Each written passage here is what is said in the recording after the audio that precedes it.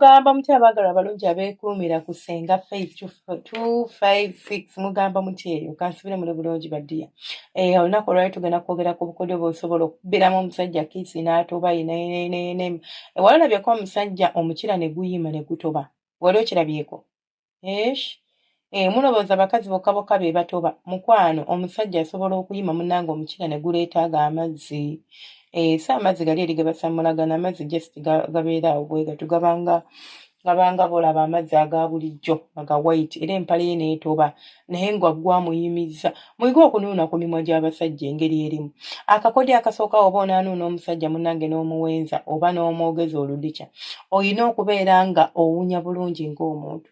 Ne bw'oba omanyi byonna bye ngenda okusomesa ne bw'onaabikola naye ng'owunya bubi akamwa ako kawunya bubi kigenda muno kira okubeera uncomfortable which will make him not even realize the input you are putting in. Tagenda kutegeera bukodyo obwo, tagenda kubulaba. Lwaki tagenda bulaba? Because ekituufu kiri nti akamwa kawunya oba ovaamu ekisu ekiri unnecessary ekitamuwunyira bulungi. So kakasa nti oli muyonjo owunya bulungi ate ekyokuwunya obulungi bw'okiteeka ebbali kakasa nti kyokola okitegeera. Bw'omaliriza ekyo confidence oginyoonye. Biki byokola ebyo?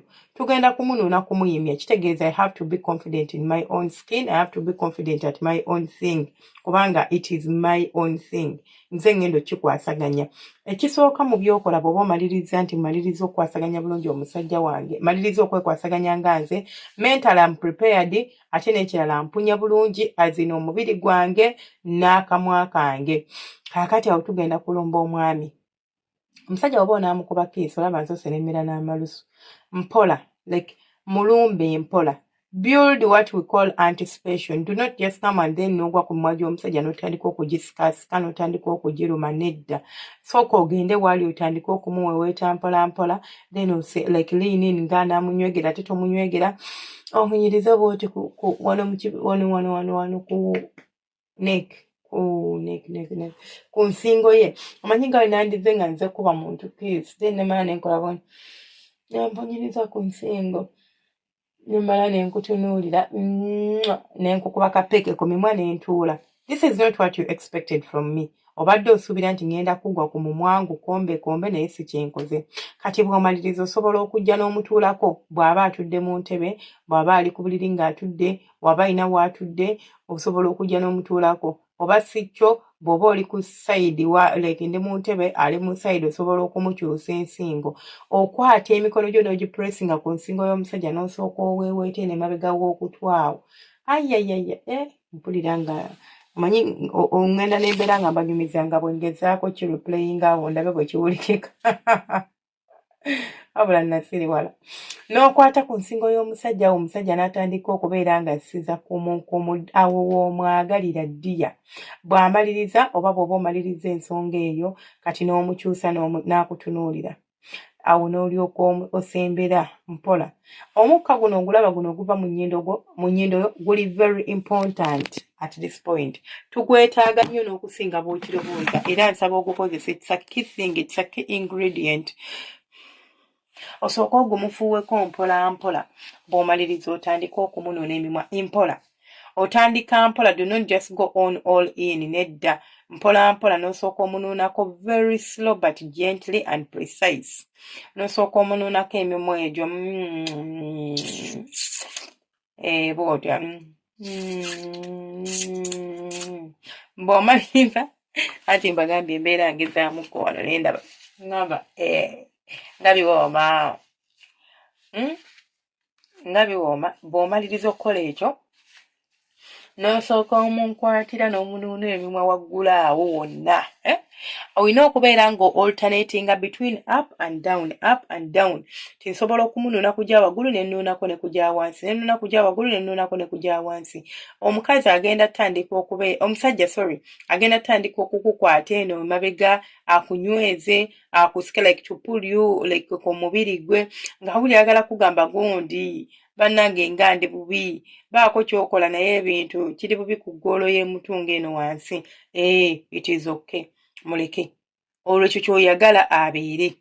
bw'omaliriza ekyo ekyokubeera ng'omunuuna ku mimwa kati osobola okugiyisaako just olaba amannyo go. Obuzibu lwaki sitera nnyo okwagira bantu kozesa mannyo? Bw'oba toli sure about it, please don't do it. Toyonoona vibe yaffe gye tuzimbye. Bw'oba oli sure about it, proceed. Bw'oba toli sure, skip this part.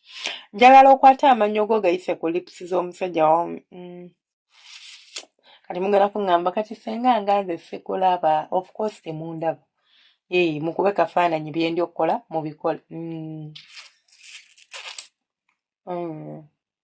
Like amannyo ogazanyisa ku mimwa gya wansi, bw'omala n'osika egya waggulu n'oginuuna. Bw'omaliriza okunuuna egya waggulu oyo n'ovaayo n'osooka odda wansi eno, bannange muweeweete ng'ate bw'omunuuna. Woba okisinga omusajja oba ng'onywegera omusajja, it's not only about kumunywegera, like kumunywegera kwokka. It is also about okozesa ku ngalo zo okukola ebirala. Like just imagine kale ndi kunywegera, I'm not even touching anywhere ku mubiri gwo. Does it make that much sense? It will not make sense to you. Tebigenda kunyumira bulungi. Naye ndi kuweewetako okukakkanya. Like njagala obeere ng'oli mukakkamu, njagala obeere ng'ogenda kunyumirwa bulungi. Njagala okkakkane. Okuleetera okuba nti ogenda kumpa like you'll give me that relaxed body I want. Kuba njagala okkakkane, omubiri gwo gubeere nga teguli tensed up. Okubeera nga nsobola okutuukiriza bye njagala. So osobola okumuweewetako mu bisambi eno nga bw'omunuuna emimwa, osobola omuweewetako mu nsingo, osobola omuweewetako mu mutwe nga bw'omunuuna emimwa. Ebyo bigenda kukyamula omusajja wo abeere ng'anyumirwa, ate naawe obeere ng'okola ki? Ng'onyumirwa mu nsonga eyo bw'etyo. Omusajja bw'etyo bwe tumukuba kiisi baddi yabanga abalungi. Ekirala confidence. Confidence, it's the key ingredient. Bw'oba toyina confidence, osobola okwetendeka confidence. Genda mu ndabirwamu okola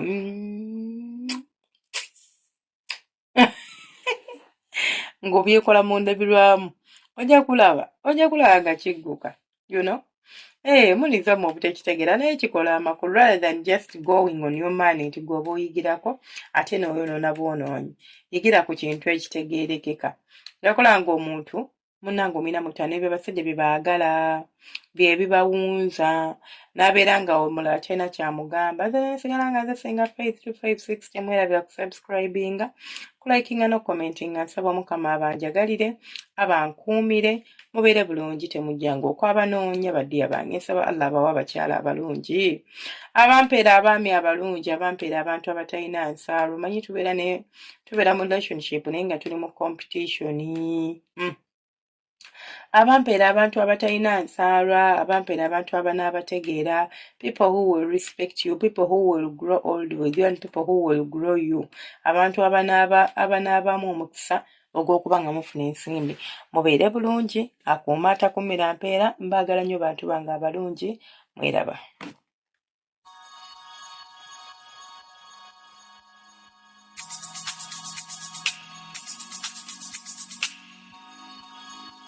Yeah.